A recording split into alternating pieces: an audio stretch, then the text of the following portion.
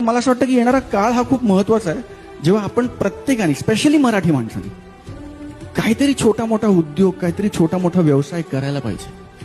नोकरी सांभाळून करा, नोकरी सोडून करा, पण काहीतरी अलाइड इन्कम, काहीतरी एक बिझनेस इन्कम जनरेट करायला सुरुवात व्हायला पाहिजे. आणि मराठी माणसांना मदत करायला पाहिजे.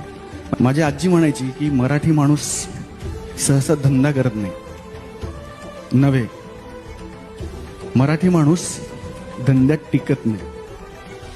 मला प्रामुख्याने आणि प्रकर्षाने असं वाटतं की गेल्या 10 वर्षात हा माइंडसेट हळूहळू काय ना पण बदलायला लागला. पण ह्याचा स्पीड वाढला पाहिजे, ह्याची गती वाढली पाहिजे. आपण किती वर्ष कोणाकडे तरी नोकरी करणार?